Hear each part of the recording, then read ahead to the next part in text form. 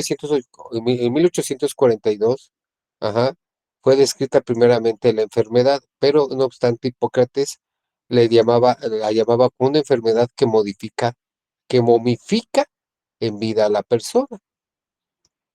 Dentro de las manifestaciones de esta enfermedad encontramos el fenómeno de Raynaud y que fue esclarecido o fue visto por primera vez o fue más bien documentado, ajá, en 1862. Esclerodermia tiene dos raíces, escleros, que pues significa duro, y dermis, que es piel. Entonces, nosotros con esto podemos definir que la esclerodermia es que se pone dura la piel, ¿no? En el siglo XIX, descripción de asociación fortuita del compromiso visceral. En este año de 2019, pues fueron cuando empezaron a ver que había manifestaciones en otros aparatos y sistemas, principalmente en el sistema, en el aparato digestivo. En 1924, primera descripción de fibrosis pulmonar, gastrointestinal y renal. La que sigue, como ven, es una enfermedad sistémica y que nos puede afectar a cualquier órgano de nuestro cuerpo.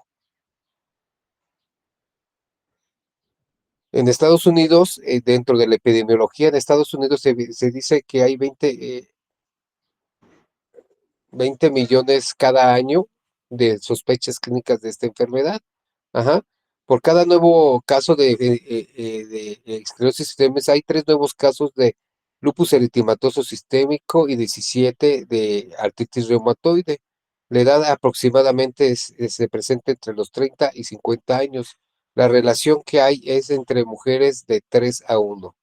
¿Sí? La que sigue, por favor. Estas son aquí esta es una clasificación de la esclerodermia. Se clasifica en difusa, limitada, ajá, y estas manifestaciones van a tener lo que se llama el síndrome de Crest. Ahorita vamos a ver qué es esto. Ujú. Y aquí hay otras tipos de esclerodermia, ajá, la limitada generalizada, el tipo lineal, esclerodermia lineal, y el síndrome de Parry-Romberg y en CUP de Sabre, ¿sí? La que sigue, por favor. Aquí es muy importante que en estos pacientes pues se les diagnostique tempranamente y nosotros podemos ver varios signos tempranos que nosotros podemos encontrar. Vamos a ver ahorita a hablar del fenómeno de Raynaud, edema de dedos y esclerodactilia. ¿Qué es esto? Que los dedos se empiezan a tornar rígidos. Es muy fácil hacer el diagnóstico con un capilaroscopio, que nosotros vamos a ver, hay ciertas anormalidades dentro de las células y dentro del tejido y que se realiza principalmente en la yema de los dedos. Y vamos a encontrar algunos elementos o algunas sustancias dentro de nuestro laboratorio, como anticuerpos anticentrómeros y anticuerpos isomerasa tipo 1, ¿sale? Entonces, con el cuadro clínico, con este tipo de anticuerpos anticentrómeros y los anticuerpos topoisomerasa 1, nosotros podemos llegar al diagnóstico en cuanto sospechemos la enfermedad y puede ser hacer un diagnóstico oportuno en estos pacientes, sobre todo para mejorarles la calidad de vida. Estos pacientes, como comentamos al principio, va deteriorándose esta misma calidad de vida hasta llegar a ser mortal. La enfermedad no se cura. La que sigue, por favor.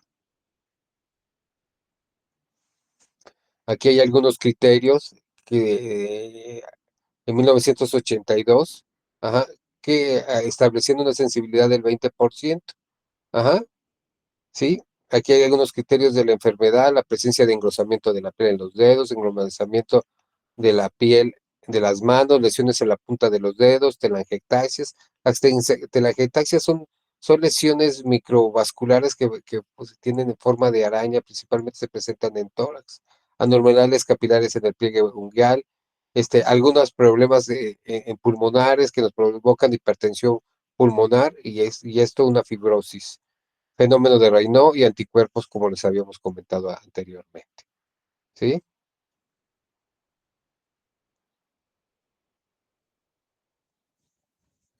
Aquí, como les comentaba, dentro de su fisiopatología hay un agente causal desconocido que induce la activación de las células de defensa, ¿sí? Sobre todo inmunes e inflamatorias. Estos secretan algunos factores, unos factores que nos van a hacer que se active esta cadena de acontecimientos, algunas citocinas, quimiosinas y factores de crecimiento. Ajá, que esto va a ocasionar la activación de fibroblastos, perdón, la diferenciación de células endoteliales y epiteliales en el miofibroblasto. Esto es lo que va a condicionar posteriormente depósito de colágeno, fibrosis y la pérdida de la capacidad del músculo de poder contraerse, ¿sí?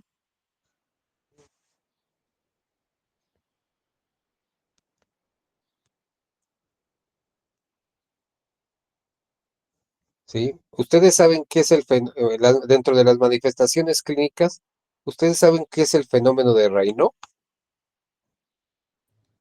Obedece como una vasoconstricción periférica, ¿no, doctor? Se Así ponen es. blancas las extremidades. Sobre todo los dedos, amigo, ¿sí? Entonces hay una vasoconstricción, primero hay una coloración blanquecina, luego una presencia de acrocianosis y de nuevo una relajación. Este fenómeno de Raynaud es muy frecuente, no solamente en la esclerodermia, chavos, es frecuente en enfermedades reumatológicas e inmunológicas presentes, ¿no? Existentes en el medio médico, pues. Hay engrosamiento de la piel, piel brillante, lesiones en sal y pimienta, alopecia y calcinosis cutánea. La calcinosis es acúmulo de pequeñas, se podría decir, tumoraciones muy pequeñas que contienen principalmente calcio. Ajá. Como les comentaba, las telangiectasias. Y estos, fíjense, yo me acuerdo que en el tercero o cuarto año de la carrera, yo vi este tipo vi como 3 o 4 mujeres con presencia de esclerodermia. Y ustedes les ven a estas personas, como cara de pajarito. Es una cara muy finita, muy, muy finita, respingadita. Y ellas, por ejemplo, no pueden abrir correctamente la boca por esa incapacidad, pues, o por la pérdida de capacidad o la fibrosis que hay en la presencia de la piel y a su vez en los músculos de la cara. Ajá. Y yo me acuerdo que en ese entonces me comentaban los doctores que se les decía la cara en pico de pájaro, ¿no? Pero bueno, esas son dentro de sus manifestaciones clínicas importantes de la enfermedad. La que sigue, por favor.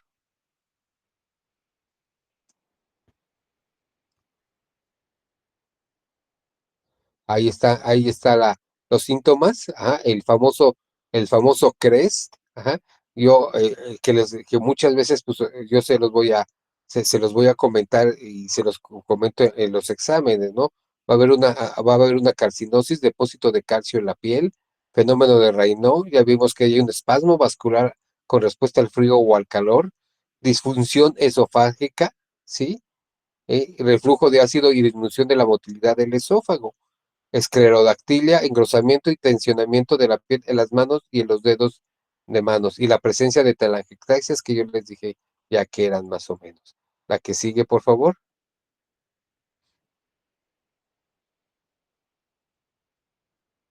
Lo que les comentaba anteriormente.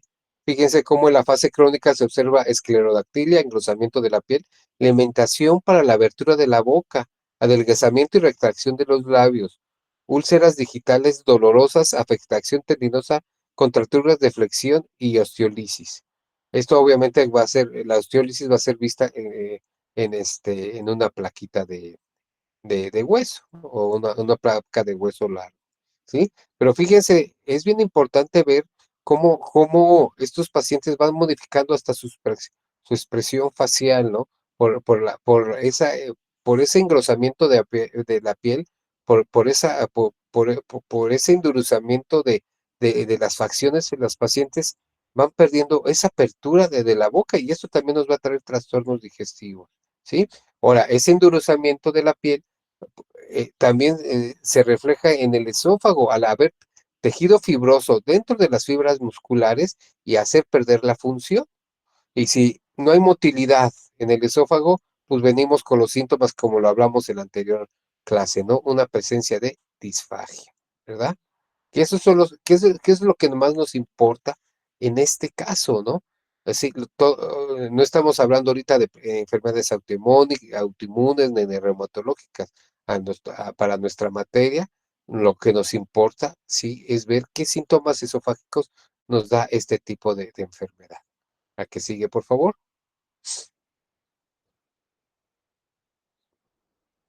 Y aquí vienen, y aquí vienen las manifestaciones principales, ¿no? Fíjense cómo la presencia de estos síntomas se presentan en la mayoría de los casos. Habla de un 75%, el 95%, ¿no? Estamos hablando de casi de 10 personas, casi dos son las que no presentan estos síntomas, ¿no? Entonces, la mayoría presenta, de 8 de 10 es una frecuencia, pero muy, muy alta, ¿no? Y fíjense nada más en qué porcentaje se afecta el esófago. En el 90% de los casos. O sea, 10 pacientes con esclerodermia, 9 van a tener afectación del esófago. O sea que las manifestaciones esofágicas van a ser un síntoma predominantemente en esta enfermedad. Y ya vimos nosotros que va a haber una dismotilidad esofágica, es la manifestación mucho más frecuente, ¿no? Ya les comentaba anteriormente, la presencia de tejido fibroso en el músculo lo hace fibrótico, los depósitos de colágena, y esto lo hace duro al esófago y la incapacidad para la motilidad. Y la segunda manifestación es la enfermedad por el reflujo gastroesofágico. La que sigue, por favor.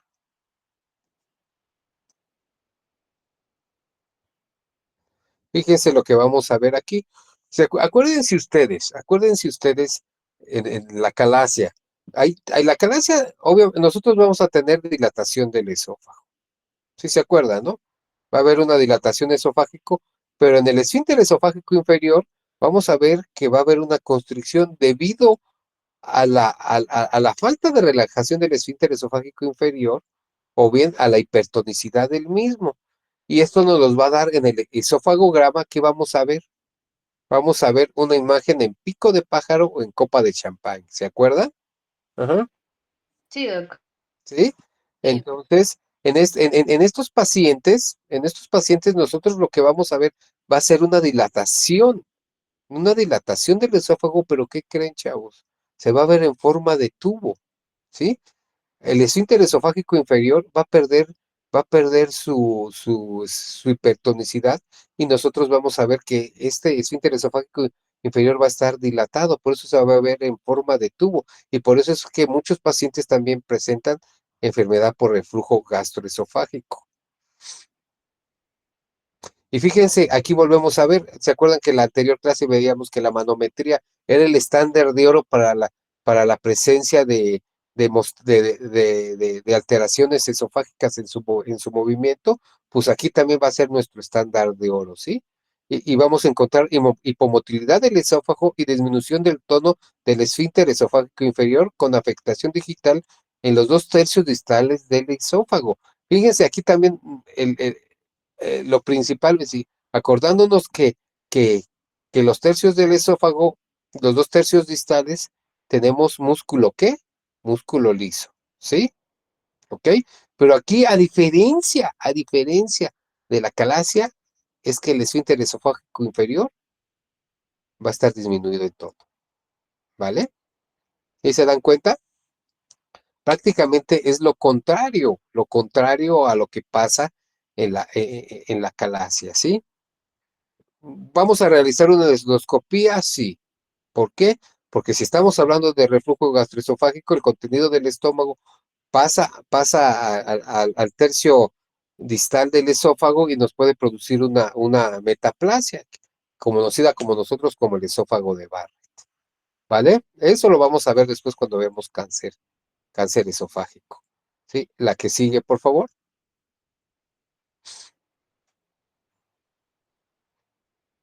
Miren, aquí no se alcanza a apreciar correctamente cómo está la dilatación del esófago, pero obviamente no vemos esa imagen de copa de champán y vemos el esófago, en el esofagograma, un ensanchamiento del mismo, ¿no?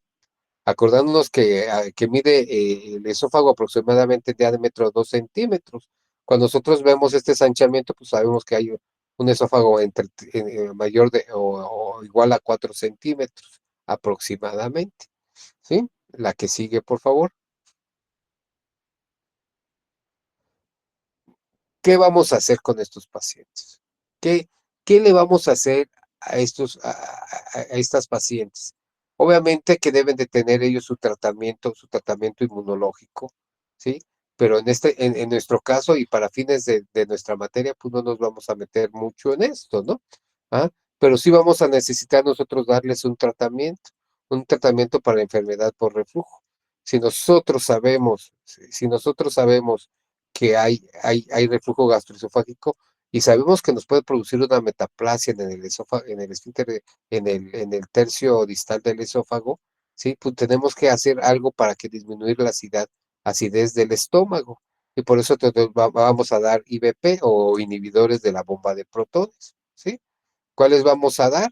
Ajá, omeprazol, lo vamos a dar a 30 miligramos kilo día. Si estas manifestaciones son muy fuertes, si la señora, si nuestra paciente refiere mucha presencia de ardor, pirosis, manifestaciones asociadas a la enfermedad por reflujo gastroesofágico, podemos inclusive utilizar nosotros omeprazol tanto por la mañana por la noche, ¿sí? Esto lo vamos a nosotros asociar con otros fármacos que nos van a ayudar al vaciamiento gástrico de forma más rápida y efectiva, como la metoclopramida y la domperidona, ¿sí? La eritromicina, se da en algunas ocasiones, se dice, obviamente, para inhibir el crecimiento bacteriano, pero esto no está muy documentado y también dicen que es un medicamento que nos ayuda a aumentar el esfínter esofágico inferior. La que sigue, por favor. Bueno, esto es con respecto a esclerodermia, ¿sí?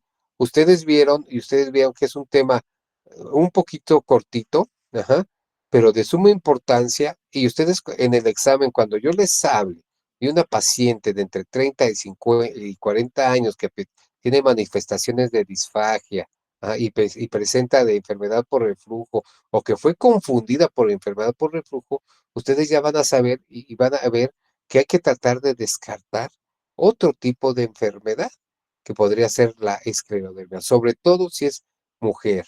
Acuérdense al principio de la plática que vimos nosotros que la mujer es mucho más frecuente esta enfermedad, ¿sale? Igual que la artritis reumatoide, igual que el lupus eritematoso sistémico, que esas son patologías que ustedes las van a ver o ya las vieron en otra materia, ¿sí? Pero como ustedes ven, la asociación con manifestaciones esofágicas, la asociación con manifestaciones esofágicas es muy alta, ¿vale? ¿Ok? Bueno, ahorita vamos a ver un tema ¿cuándo van a ver una esclerodermia, chavos? Bueno, yo soy pediatra, ustedes bien lo saben, ¿no?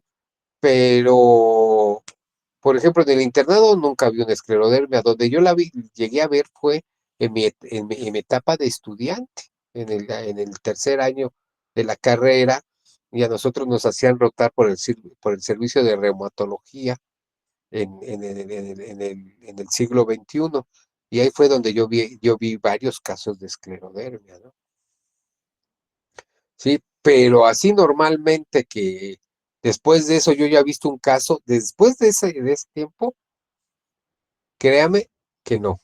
Acalacias creo que he visto una en mi vida, ajá, y eso era de sospecha, ¿sí? Entonces, todo el protocolo que se llevó al paciente, pues yo ya no lo viví, porque casi siempre estos pacientes se tratan en tercer nivel y obviamente por el gastroenterólogo. Y ya vieron que tiene que ser tanto en la calasia como en la esclerodermia, pues tiene que ser un grupo multidisciplinario. ¿Quiénes van a tratar a los pacientes con esclerodermia? Pues lo va a tratar el reumatólogo. ¿Qué más lo va a tratar? El gastroenterólogo. Estos pacientes con depresión, tiene que ser manejado por psicología, psiquiatría, ¿sí? ¿Ok? ¿Qué más? Nutriología, ¿verdad? Porque tiene que dar ciertos alimentos que no nos aumenten el reflujo, ¿no? Y en el caso de la calasia, pues ciertos alimentos para que puedan ser dirigidos mejor y a dar un aporte kilocalórico adecuado a los pacientes, ¿no? Ajá. Pero si se dan ustedes cuenta, estos síntomas, pues son más, estos pacientes, pues sí, nosotros si los detectamos muy a tiempo, pues va a ser muy bueno para los pacientes porque les vamos a poder mejorar un poquito la calidad de vida. Acuérdense que ninguna de las dos enfermedades que hemos visto y tampoco el espasmo esofágico difuso, sería la otra, tercera, tampoco son enfermedades curables, ¿no? Son tratamientos, se deben dar tratamiento y el tratamiento consiste en darles una mejor calidad de vida, ¿vale? Pues acá vamos a ver un tema que se llama quemaduras esofágicas, chavos. Esta, esta, esta, esta, esta plática de quemaduras esofágicas, ¿eh? Es muy importante para ustedes, porque ustedes desde el internado, desde el servicio de urgencias, esto sí lo van a ver. Y esto va a ser muy frecuente que lo vean, ¿sí? La ingesta de sustancias de álcalis o ácidos, que por lo regular se encuentran en las familias mexicanas, en la cocina, ¿sí? Se utilizan para limpiar los baños, para limpiar las estufas, ¿sí? Y luego la costumbre de la gente, ¿sí? De la gente de utilizar algunos envases de refrescos para meter precisamente este tipo de sustancias. Como nosotros vamos a ver ahorita en la plática, pues esto es mucho más común en niños, chavos. Es mucho más común en niños que se presente esta ingesta de estas sustancias de forma accidental, ¿sí? ¿Puede pasar en un adulto? Sí. ¿Puede pasar en un adolescente? Sí. Pero la mayoría, cuando pasa en ellos, estas lesiones suelen ser mucho más graves, ¿sí? Las quemaduras pueden afectar más. ¿Por qué, chavos? Porque por lo regular, cuando pasa en un adulto, lo hace con fines suicidas, ¿sí? Con fines suicidas no accidentales, y obviamente, pues se echan su tragote, ¿verdad?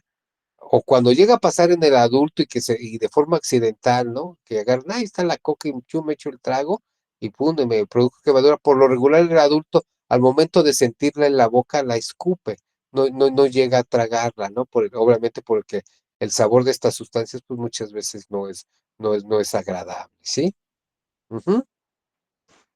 Empezamos hablando un poquitito de definición, es la inflamación de la mucosa esofágica ocasionada por cáusticos de acción corrosiva de diferentes sustancias químicas, particularmente por ácidos y bases.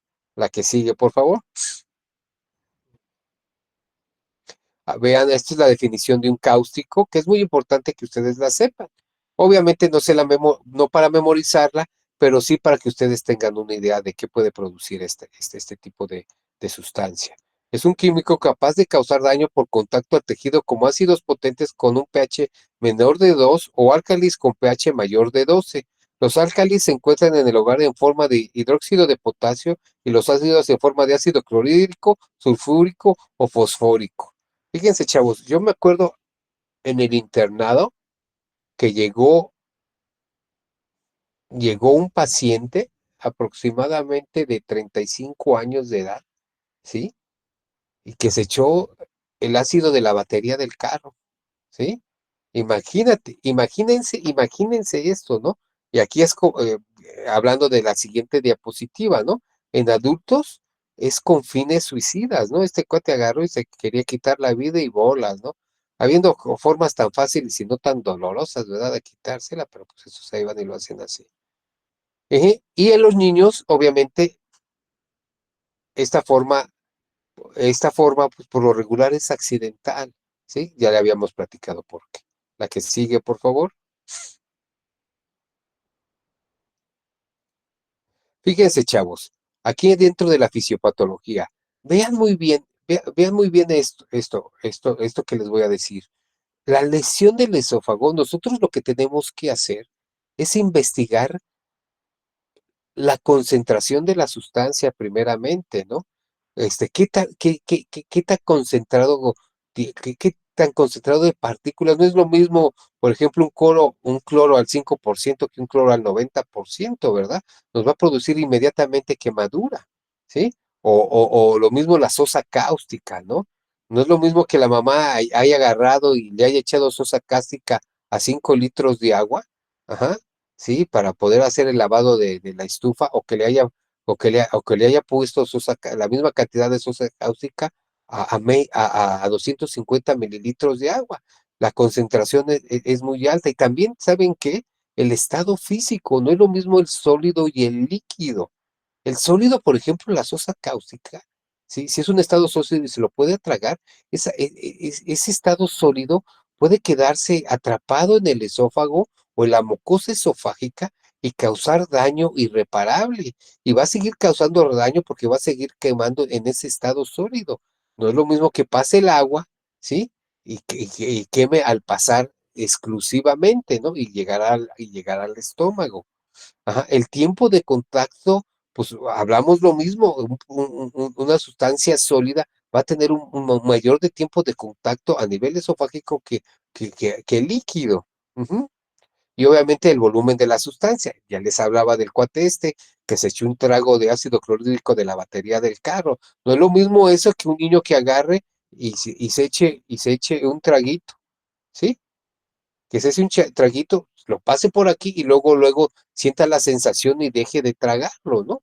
Un niño 2, 3 mililitros llegan a pasar, pero en estos casos de fines suicidas, pues se llegan a echar hasta 200 mililitros, ¿no? No creo que se echen más porque, a pesar de que lo hacen con fines suicidas, duele, ¿no? Les duele y les va a causar unas molestias importantes. Entonces, vean todo lo que depende y que nosotros tenemos que averiguar para saber qué tan grave va a ser el daño. Y obviamente también si es un ácido o un álcali. Todos pensamos que el ácido produce mucho mayor daño que el álcali, ¿no? El álcali produce quemaduras más extensas y es más fácil que pueda producir un daño más extenso y una perforación esofágica. La que sigue, por favor. Fíjense nada más, los ácidos producen necrosis por coagulación y forman una escara que limita la penetración del daño, provocando más daño principalmente en el estómago, ¿sí? Obviamente que si ingiere esta sustancia, pues no solamente va a pasar por el esófago, va a llegar al estómago y ahí puede producir mayor daño. En cambio, el álcali induce necrosis y licuefacción, o sea, el tejido se hace como, no sé, como crema echada a perder, esa es la licuefacción, ¿no? Sí, no sé cómo decirles otra cosa. Como que se podría hacer. Ajá. No sé si conozca del engrudo, lo que se le ponían las piñatas. Ajá. Así se hace es una sustancia, se hace como semilíquida. Ajá. Y obviamente también va a producir incremento va a producir necrosis, perdón, y el daño, como les comentaba, a veces va a ser más extenso y sobre todo en el esófago. ¿Sí? Entonces hay que ver la naturaleza de estas dos sustancias. Créame, chavos, que lo que más hay en los hogares mexicanos son álcalis y se utilizan precisamente para la limpieza de la cocina, ¿sí? También de los baños, ¿no? Pero es primordialmente para la cocina porque es muy efectiva para retirar la grasa, para dejar la cocina bien limpiecita, ¿no? Pero obviamente, pues, aquí tenemos el grave error de los mexicanos, de los que les comentaba, no, pues aquí, voy a echar aquí mi sosa cáustica a la botella de Coca-Cola ya preparada. Y llega el chamaco, pum, y se lo empina, ¿no? Y ahí es cuando produce el daño. La que sigue, por favor.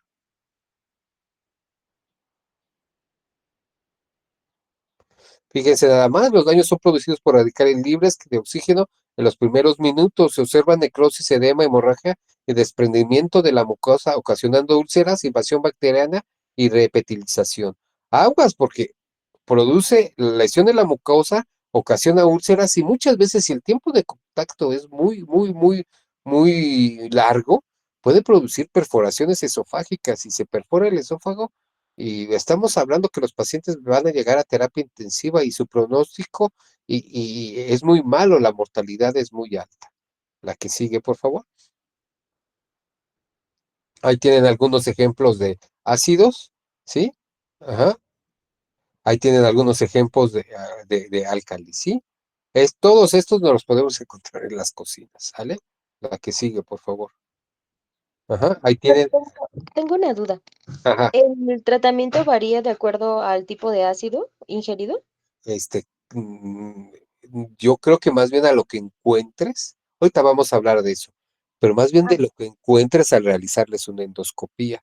Ahorita vamos a hablar de eso, ¿sale? ok, gracias, ¿Sí? Doc. Porque eso más bien depende mucho, y acuérdense de la exposición, ¿sí? De qué tipo de sustancia y el tiempo que haya estado ahí lesionando. Porque hay veces que tú vas a llegar y el niño se echa un trago, ¿no? Bueno, pues vamos a hacerle la endoscopía. Y en la endoscopía nada más vemos un poquito de hiperemia, ¿no? Un poquito de rojo el epitelio, pero no encontramos úlceras, no encontramos necrosis, no encontramos nada. Ajá. Entonces, ¿qué va a hacer en ese momento? Pues lo que vamos a hacer es nada más dar quizás a algunos inhibidores de la bomba de protones, ajá, y tenerlo en observación. Bueno, si tenemos esa lesión, lo podemos inclusive mandar a la casa, ¿no? Y con cierto tipo de dieta, ¿no?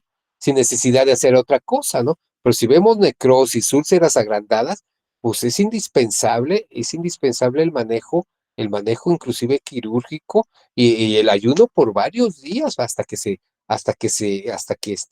esa lesión se cure, ¿no? Pero bueno, eso vamos a verlo ahorita más adelantito, porque también hay complicaciones por la ingesta de estas sustancias, ¿sí? Aquí, por ejemplo, vemos algunas áreas de edema en la mucosa del lado izquierdo e inclusive áreas de necrosis. La toma de medio es una toma un poquito más retirada y también se alcanza a ver áreas de necrosis importantes.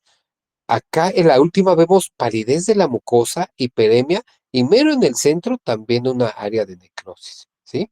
La que sigue, por favor.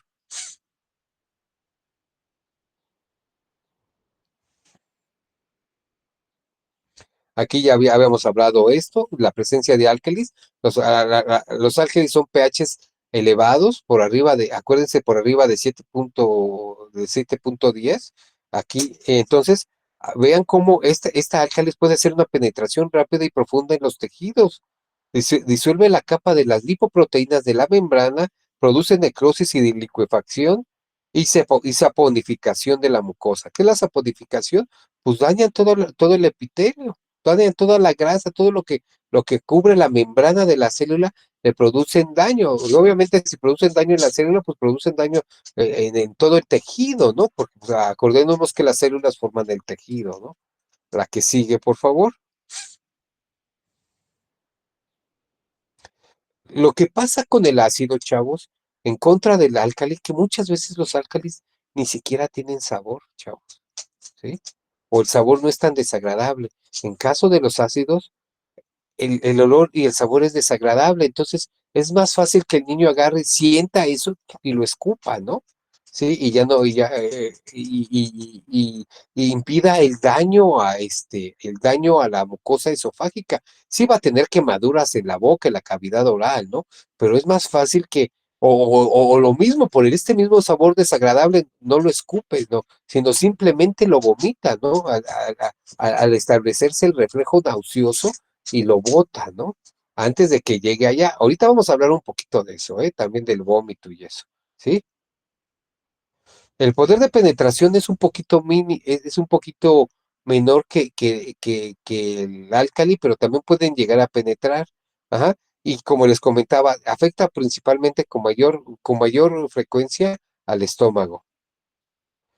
Al absorberse cualquier ácido, nosotros ya, sí, con ustedes hablé de la acidosis, no, cualquier ácido puede provocar acidosis metabólica. Esto nos puede llevar a una necrosis tubular aguda y necrosis de glándulas suprarrenales si esta sustancia entra a nuestro organismo y produce esta acidosis, ¿sí? Entonces hay que tener mucho cuidado también otras manifestaciones que podrían tener por una ingesta muy abundante de ácidos, y obviamente, pues esto va a tener mucho mal pronóstico. La acidosis metabólica, pues este problema de acidosis metabólica produce inclusive datos de dificultad respiratoria por un fenómeno compensatorio, ¿verdad?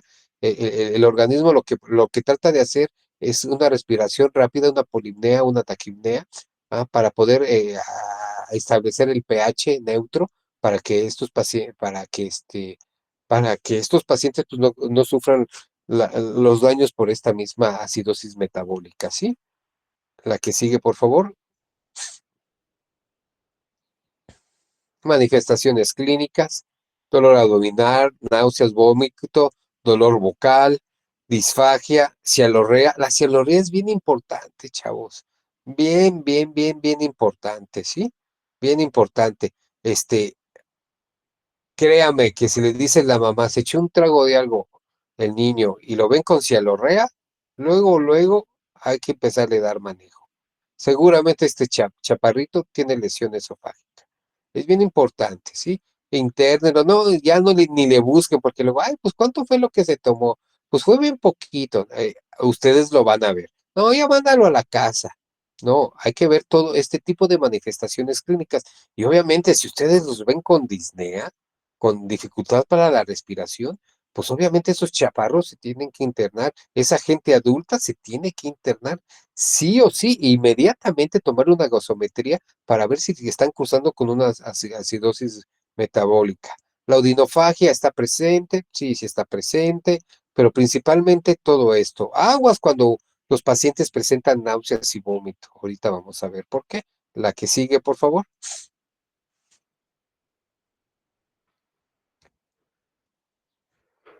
Esto es bien importante, bien importante. No es lo mismo que alguien llegue y te diga si ingirió esto. Ustedes van a ver que las mamás van a llegar súper asustadísimas, ¿sí? Las van a ver corriendo, gritando, y muchas veces ustedes ven al bebé y como si nada, están volteando para todos lados, ¿sí?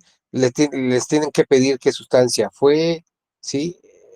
Porque llegan de volada y todo lo olvidan, ¿no? No se trae nada muchas veces, entonces tienen que mandar al familiar por a ver qué fue lo que se tomó, ¿sí? Y entonces, pero en ese lapso ustedes tienen que hacer una exploración física adecuada. ¿Qué va a pasar a lo mejor se tomó cloro del que venden sumamente diluido, que muchas veces esos pacientes, si nada más hay que darles manejo con omeprazol o sobre quemadura, porque está muy diluido el cloro, ¿sí? La cantidad, el ácido clorhídrico, el ácido que trae esta sustancia con cloro está, por lo regular no produce daño ni en el esófago ni en el estómago, ¿sí? Ajá. Pero por eso hay que pedirle bien qué es lo que se ingirió y de dónde lo compró. No es lo mismo que compren, por ejemplo, cloro que los que lo venden suelto, porque ahí creo que la concentración es mucho más mayor, mucho mayor, perdón por el pleonasmo, pero es mucho mayor, ¿sí? Ajá. Y no es lo mismo que agarre y el niño te agarre, te señale la boca y esté bien tranquilo, le veas la mucosa oral sin presencia de quemaduras. Ajá, espérame tantito.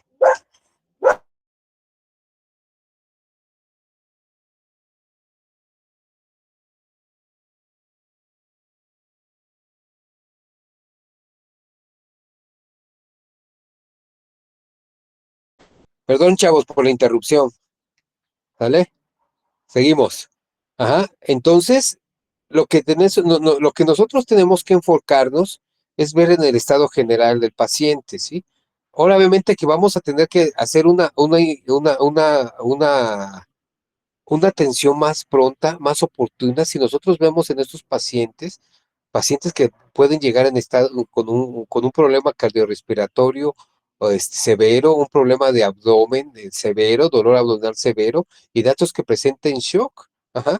Vamos a ver también que muchas veces estos pacientes al ingerir esta sustancia no solamente se puede ir al esófago, se puede ir a la vía aérea. Entonces vamos a ver nosotros presencia de edema, presencia ya habíamos hablado de la cialorrea, exudado blanquecinos, presencia de úlceras en la boca, úlceras bastante grandes. No vamos a hacer en ese momento endoscopía, muchas veces ni tenemos para hacer la endoscopía y vamos a encontrar la presencia de estridor precisamente este estridor va a venir a través de la laringe, por lesión de las cuerdas vocales se presenta este tipo de estridor, así como la ronquera y la presencia de tos y disnea. Fíjense cómo al ver todos estos signos, pues nosotros nos podemos dar cuenta qué tan grave viene el paciente. La que sigue, por favor. Ujú. Aquí nosotros vamos a ver en esta clasificación de Sargar la presencia de hallazgos, que es lo que me comentaba, nos comentaba la doctora. ¿Qué vamos a hacer nosotros primero en el diagnóstico? Lo que tenemos que hacer primeramente es, adelantito se los pongo, pero lo primero que tenemos que hacer, es el ABC, ¿no? Ver la vía aérea que esté adecuada, ¿sí? ¿Sí? Establecer una vía periférica para paso de medicamentos y de soluciones. Como les comentaba, en estos pacientes muchas veces tienen que dejar ayuno por varios días. Entonces, la endoscopia se debe de realizar no en el momento, chavo. Se debe de realizar después de las 12 horas, ¿sí? Ajá. Entonces, con la endoscopía nosotros podemos inclusive decidir en qué forma vamos a dar nuestro manejo, ¿sí? Ajá. Fíjense cómo la clasificación va de una mucosa normal y sin lesiones a un edema, hiperemia o eritema. Esta, esta, esta estas lesiones de edema y hiperemia o eritema, nosotros no vamos a tener ningún problema posteriormente para pensar que pueda tener lesiones tardías, que ahorita las vamos a ver. Si vamos a ver ulceraciones superficiales, hemorragias, nosotros podemos encontrar que también estos pacientes y estas úlceras no son muy pequeñas, ¿no? O no son muy grandes o son erosiones, como lo dice aquí, superficiales, el riesgo de que también tenga lesiones tardías son pocas, sí las puede llegar a tener, pero si nosotros llegamos a tener úlceras profundas o necrosis, el riesgo de que estos pacientes puedan llegar a tener lesiones tardías como una estenosis esofágica casi siempre se habla de hasta de un 100%. Ujú. Y lo mismo que las otros tipos de lesiones, ¿no? Lesiones altas a extensiones áreas de ulceración o necrosis, la mortalidad, fíjense cómo puede ser hasta mayor del 65%, porque en estos pacientes, en esta clasificación, en las lesiones extensas de áreas y de ulceración, pues nosotros el riesgo de una perforación esofágica que se llega a hacer es muy alto, y el esófago cuando se perfora, pues obviamente va a traer alteraciones tanto a nivel cardiopulmonar como por la relación que tiene con el pulmón, hasta alteraciones pulmonares, ¿no? Son pacientes que inclusive llegan a requerir intubación endotraqueal y el manejo, pues va por varios días internados, ¿no?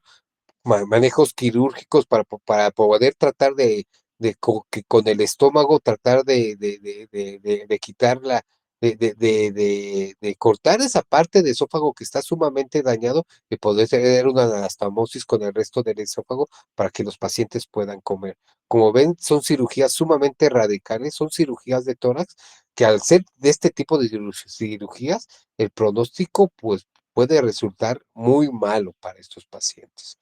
Tan es así que la mortalidad, o sea, se mueren más de uno de dos, ¿no? Ajá, de estos pacientes, de estos pacientes casi 7 de 10 llegan a fallecer, ¿sí? ¿Ok? Hasta ahorita y hasta el momento no me ha tocado. Sí me ha tocado ver a niños que ingieren ciertas sustancias con lesiones extensas y con lesiones profundas y úlceras, que los chiquitos pues sí están ahí, pero llegan a tener estenosis esofágica, ¿no? Me acuerdo uno de la residencia que, pobres chavitos, pues tuvo su estenosis esofágica y ellos luego agarran y les ganan a la mamá, se les antojan cosas, y este chavillo con su estenosis esofágica, así nos dimos cuenta, ajá, porque ya tenía su quemadura, y le ganó a la mamá con salchichas, Ajá. Se fue y se comió su salchicha. Pues, ¿qué crees? Que después el chiquito con cialorrea, diaforesis, náuseas y con sensación de cuerpo extraño en el esófago, hasta que el chiquito tenía como 7, 8 años y hasta que le dijimos que qué comió pues prácticamente con el interrogatorio le hicimos que nos dijera que había comido y dice pues que se le había antojado una salchicha y se echó la salchicha, ¿sí? Y bueno, pues ¿qué podemos hacer después? Pues la endoscopía, ¿no?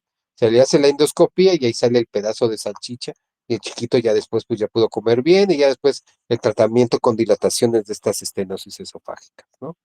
La que sigue, por favor.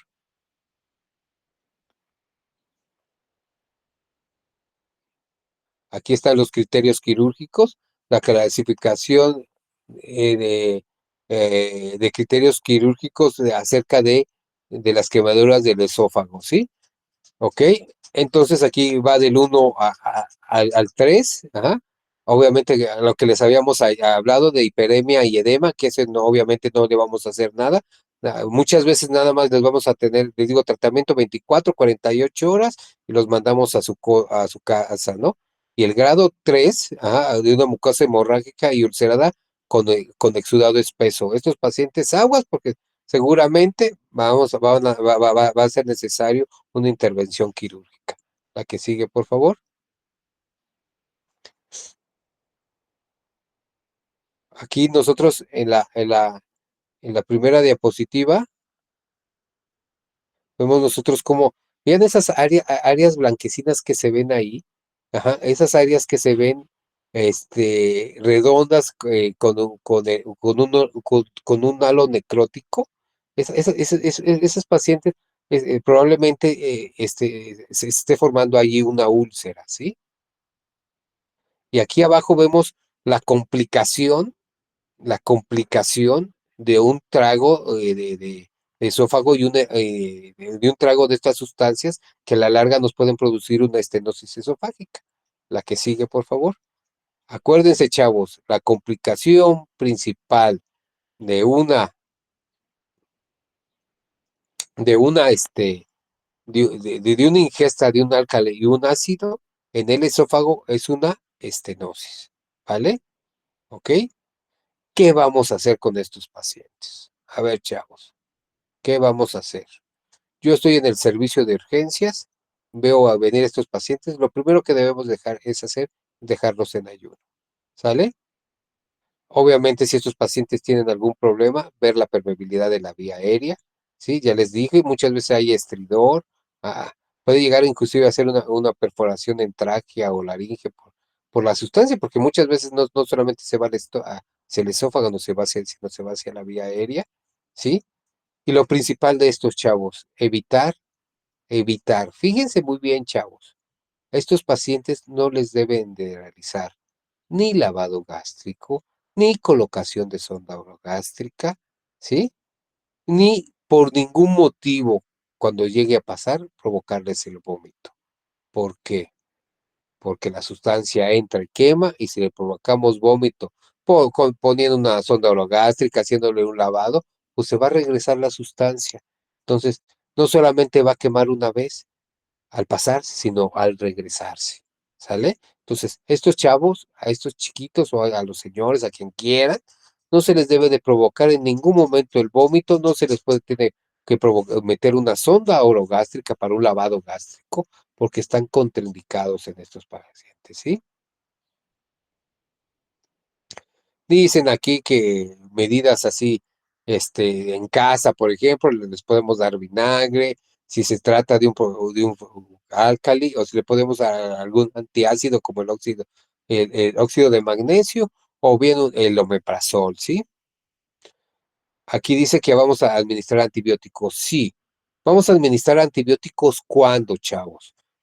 Cuando nosotros veamos una úlcera grande y sospechemos que la ingesta fue muy alta, ajá, que tengamos al paciente muy sintomático, vamos a dar este antibiótico por la sospecha de una perforación o de una ulceración esofágica para evitar translocación bacteriana, ¿sí?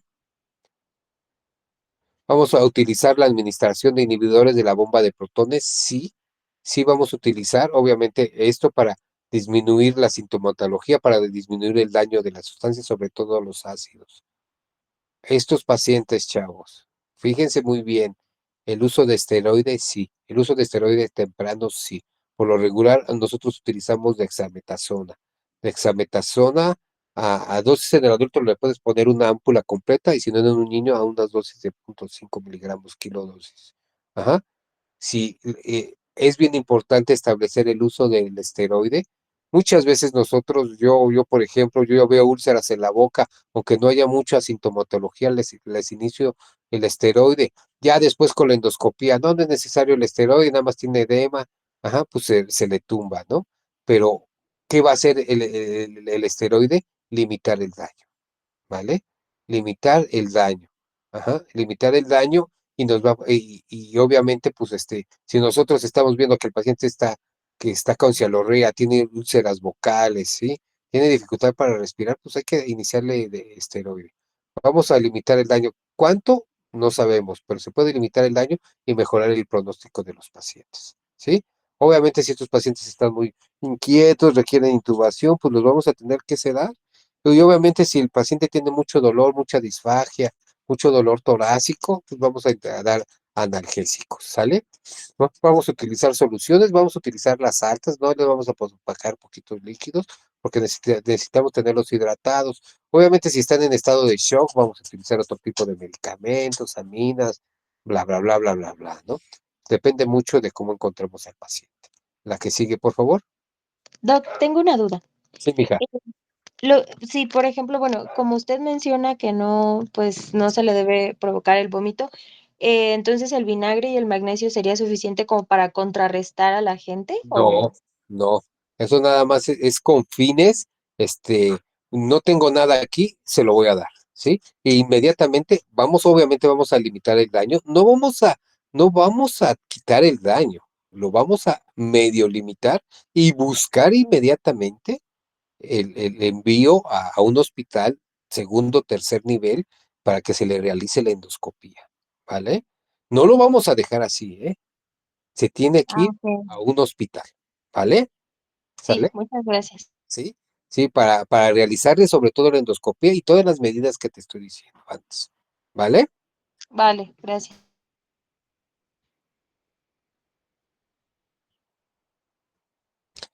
El tratamiento quirúrgico, ya les comentaba yo, se limita de forma aguda a los pacientes con sospecha de perforación, con úlceras grandes, ajá, y obviamente posteriormente a pacientes que llegaran a tener una estenosis esofágica. Se les hacen dilataciones, como se acuerdan que le hacíamos al esfínter esofágico, inferior en la calasia para que pudieran tener mejor calidad de vida. Aquí también son lo mismo, se hacen dilataciones para que el paciente pueda pues ingerir alimentos, ¿sí? Ujú. La que sigue, por favor. Aquí está más o menos los criterios clínicos para poder manejar a los pacientes en casa o dentro del hospital, ¿sí? Ujú. Del grado 1 del grado 0 que puede egresarse inclusive sin medicamentos. Ajá. Y el grado 3, ajá, que es una quemadura sumamente grave, que nosotros vamos esto es lo que les decía yo, la no, gastrotomía, vamos a utilizar el estómago y lo vamos a anestesiar con el esófago y vamos a quitar y vamos a evitar esa perforación o vamos a corregir esa perforación del esófago, ¿sí? Ajá. Sí, el uso de antibióticos, ya les comentábamos, cuando se presente la presencia de una úlcera. La que sigue, por favor. Complicaciones, ahí las tiene, chavos. La principal, estenosis esofágica. También puede haber estenosis laringotraqueal por la ingesta de estas sustancias que se pueden dar a la laringe, a la tráquea. Obstrucción gástrica, también por la presencia de una estenosis severa. Fístula aortoesofágica, ¿se acuerdan de que les dije? Vamos a ver las relaciones, pues la aorta, ajá, el callao, ajá, puede haber una relación con el esófago y puede haber una fístula. Imagínense una fístula hacia la aorta, ¿no? El sangraderillo que podemos provocar con esto. Son complicaciones severas y que pueden traer a la muerte al paciente, ¿ah? Lo mismo que una fístula traqueoesofágica, porque aquí ya involucra el aparato respiratorio, ¿no? La que sigue, por favor, creo que esa es la última. Como ven, chavos, esta patología es mucho más frecuente. Sí se van a enfrentar a ella. En el internado lo van a ver y ustedes van a ver cierto tipo de manejos que independientemente de todo, ustedes tienen ahorita, con esta plática bien estudiada, pueden cuestionar, ¿sale? Obviamente con esta plática y estudiando otras, ¿no? Hay muchas cosas que se hacen que no se deben de hacer y hay cosas que se deben de hacer y que no se hacen, ¿vale? Ok, ustedes lo van a ver, lo van a ver. Por ejemplo,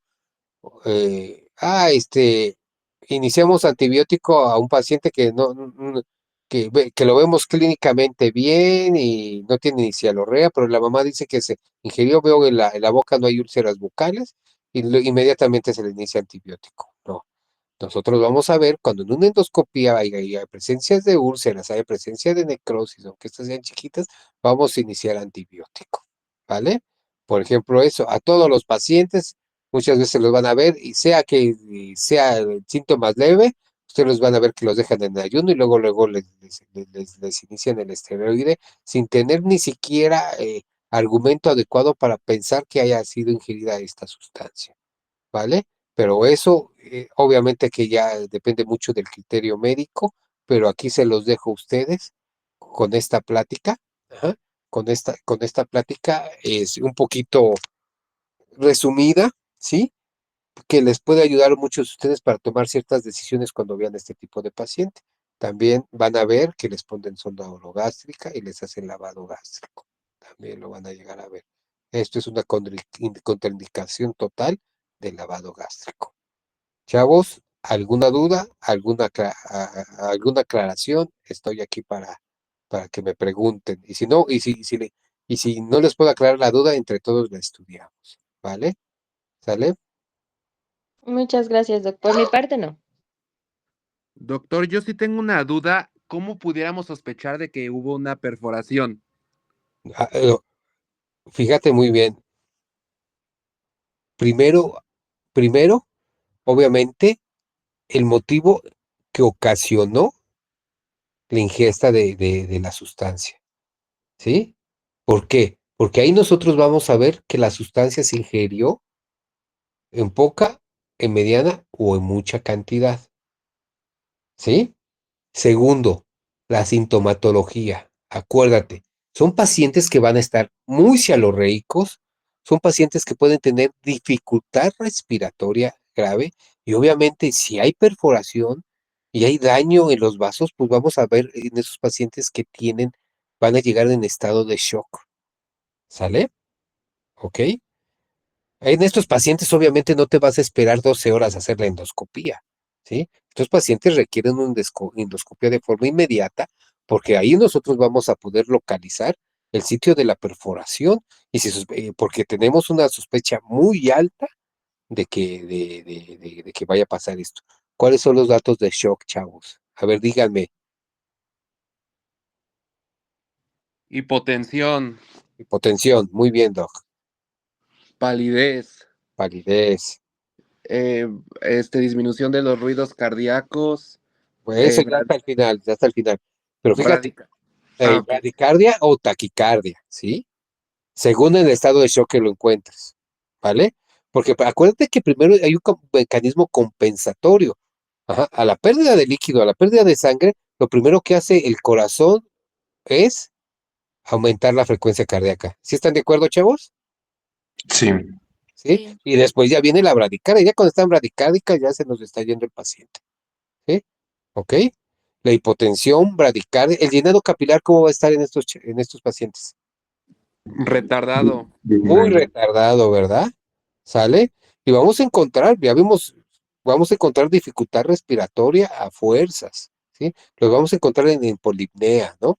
Taquipnea. La fiebre, pues no es estado de shock, al contrario, ¿no? Los vamos a encontrar hipotérmicos, ¿sí? ¿Ok? En esos son pacientes que vas a tener una sospecha alta de perforación, ¿sale? ¿Ok? ¿Sí? ¿Qué otra cosa puede ser que no haya sido perforación? Que sí haya ido a la vía aérea, ¿no? Y haya ocasionado daño directo y lo vamos a encontrar con dificultad respiratoria. ¿Sí? ¿Ok? ¿Sí están de acuerdo? Sí, Doc. Sí. Dale, pues. ¿Sí? ¿Se aclaró más o menos tu duda? Se aclaró. Muchísimas gracias, doctor. Dale, pues. ¿Alguna otra duda? ¿Alguna otra pregunta?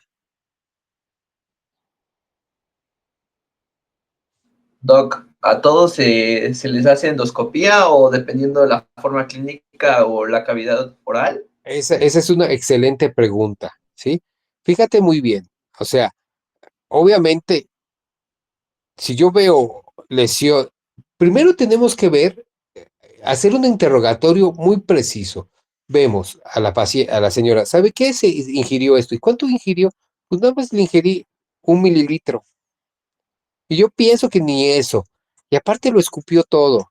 Y le ves a la boca, pues no hay lesiones orales, no hay nada. El paciente está sintomático, ¿sí? Ajá. Dices, a este paciente no.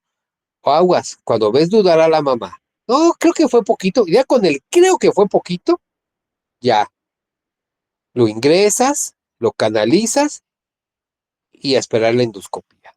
¿Sale? ¿Ok? Ante la sospecha mínima, mejor hacer la endoscopia.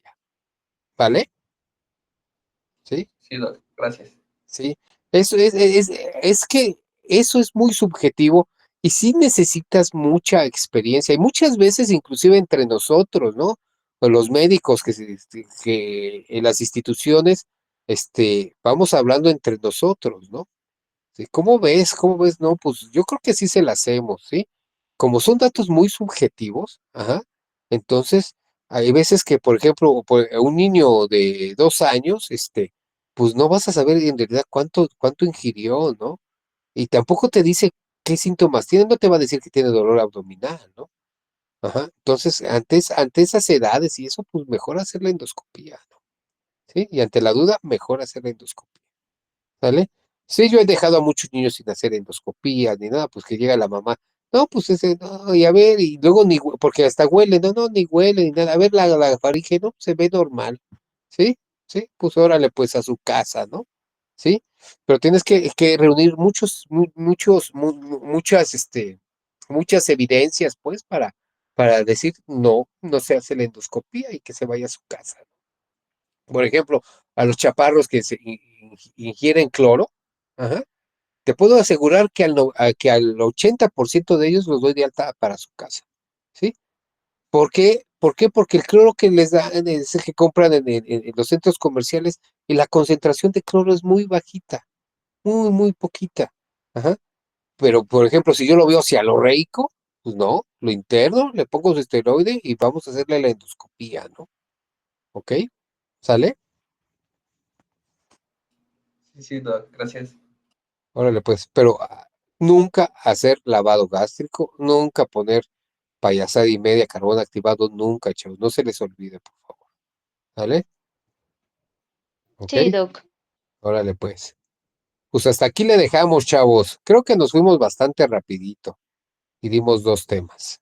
¿Vale? Sí, Doc. Gracias, Doc. Entonces nos vemos el martes. El martes quedamos a las 12, ¿verdad? Sí. Es Órale, correcto. órale, pues. Reflujo, vamos a ver si vemos enfermedad por reflujo gastroesofágico y si puedo, en esa misma clase les doy esófago y de cáncer de esófago y enfermedad por reflujo gastroesofágico. ¿Sale? Órale, pues, nos vemos la Vale, próxima gracias. clase. Cuídense mucho. Gracias, hasta luego. Gracias, doctor.